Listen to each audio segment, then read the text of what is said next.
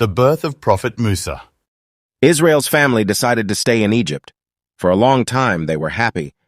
There were many people related to Israel, and they became known as the Bani Israel.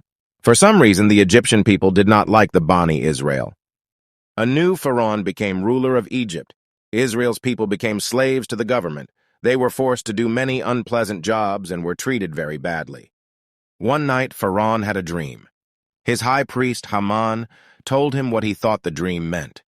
An Israel boy would be born, and he would grow up and cause the death of Pharaoh.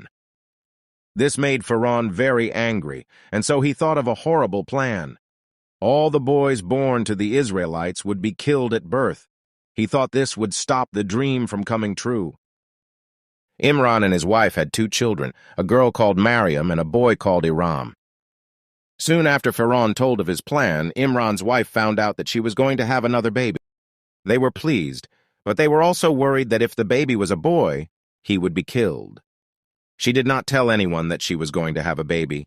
She stayed at home and kept her secret until the baby was born. It was a boy. She loved the baby very much, but realized that if she kept him, he might be killed. She put the baby in a special box, and Mariam went with her to the river Nile. They carefully put the box in the river and prayed that it would sail to safety. Allah was watching over the baby. No harm would come to him. The box sailed into Pharaoh's gardens. Some maids were there and saw the box caught in the bulrushes.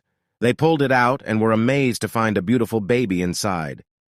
They took him to Pharaoh's wife, Asia, who looked at him and knew at once that he was an Israeli. Pharaoh wanted to kill the baby, but Asia cried and was so upset that eventually he said she could keep him and even adopt him. The baby was called Musa. He was not happy. He cried because he was hungry but would not take milk from anyone. Mariam heard of this, and she let it be known that she knew someone who might be able to help. She went to her mother and told her what had happened. They went to the palace, and when Musa was put in her arms, he stopped crying and took milk from her. With Allah's help, Musa and his mother were reunited. She was able to look after Musa for a long time, and he loved her dearly.